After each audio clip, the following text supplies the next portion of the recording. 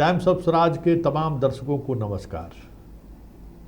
अच्छा लगता है जब मुझे आप जातिवादी कहते हैं, जब आप मुझे भूमियार विरोधी कहते हैं, जब आप मुझे दलित विरोधी कहते हैं, जब आप सामंती कहते हैं, जब आप मुझे यह कहते हैं कि ये तो वामपंथी है, फिर किसी दिन आप कहते हैं अरे ये तो भाजपा का एजेंट है, फिर कभी कहते हैं अरे ये संघ का एजेंट है।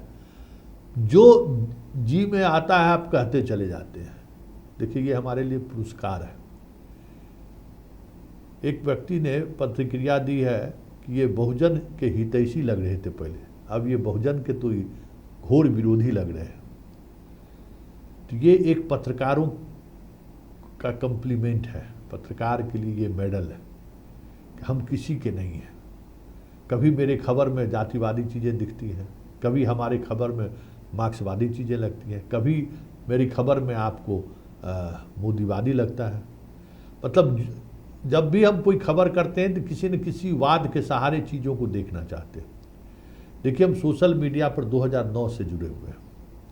हाँ, यूट्यूब चैनल 1 वर्ष से चैनल के सहारे हम अपनी बात रख रहे हैं प्रोफेशनली, लेकिन हम सोशल मीडिया से 2009 से जुड़े हुए हैं। हम मानसिकता को, सोशल मीडिया की मानसिकता को समझते हैं और उसके अनुसार चीज़ों को बदलने की भी कोशिश करते हैं, लेकिन पत्रकारिता के आधार पर नहीं। मैं पहले पत्रकार था, हूँ और रहूँगा। मेरे दर्शक मुझे पसंद करें या ना पसंद करें, मेरी आलोचना करें, मेरे दर्शक मुझे अनफ्रेंड कर दें, हमारे सब्सक्राइबर से वो हट जाएं, इससे मुझे तनिक कोई प्रभाव नहीं पड़ता है। पिछले 1 सप्ताह से मैं इन चीज़ों को देख रहा हूँ और महसूस भी कर रहा हूँ। लोगों की जो प्रतिक्रिया आ रही है, हालांकि हम प्रतिक्रिया देखते नहीं हैं, लेकिन जो हमारे मित्र मंडली के लोग जो हमसे जुड़े हुए हैं वो अक्सर उस तरीके की प्रतिक्रियाएं होती हैं, तो हमें डिस्कशन के लिए हमसे चर्चा कर लेते हैं, तो हमें अच्छा लगता है। देखिए मुझे पत्रकार रहने दीजिए और एक बात समझ लीजिए कि हम आपका प्रवक्ता कभी नहीं हो सकते हैं। हम आपकी लड़ाई लड़ सकते हैं, आपके पर अगर कोई जुर्म होगा तो हम लड़ाई लड़ सकते हैं, आपका प्रवक्ता नहीं हो सकते हैं, आपके लिए हम लॉबिंग नहीं कर सकते हैं। फील्ड में जो चीज़ें दिखाई दे रही है चुनाव के दौरान, जो मुझे महसूस हो रहा है, वो मैं बड़ी ही मजबूती के साथ रखूँगा।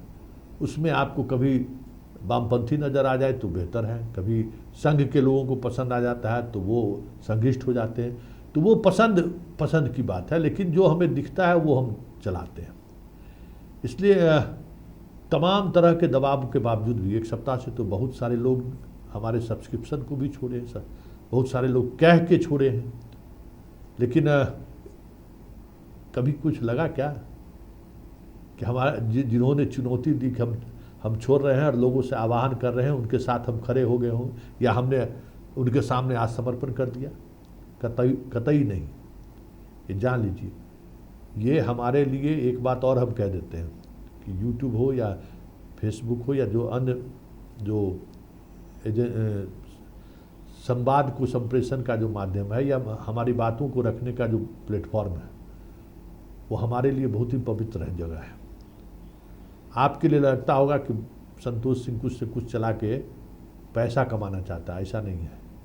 संतोष सिंह के दर्शक आप नए दर्शक हो सकते हैं, समझ गए? आप नए दर्शक हो सकते हैं। संतोष सिंह 25 वर्षों से पत्रकारिता जीवन में है और बहुत सारे ऐसे लोग हैं जिनके बारे में आप सोच नहीं सकते हैं, जो हमको फॉलो करते हैं। देश के बड़े बड़े पत्रकार से हमारी मित्रता है, वो या हमारी बातों को वो प्रमुखता से लेते हैं, तो इसकी ये वजह नहीं है कि हम बहुत बड़े चैनल के एडिटर थे। आधार मेरा खबर ही था। खबर की वजह से ही राष्ट्रीय फलक पर मेरा नेटवर्क बना, लोग हमें जाने हैं, मेरी पहचान खबर है। एक बात समझ लीजिए, मेरी पहचान, और इस वजह से हमारे जो लोग टीचर लोग कहते हैं ना कि आप जिस समय हम आपसे जुड़े उस समय 50-60 हज़ार था, बाकी लोग तो टीचर ही, इस भ्रम में आप जी रहे हैं। 5 लाख से अधिक टीचर है ना, कितने लोग आप हमें सब्सक्राइब किए हैं सोचिए।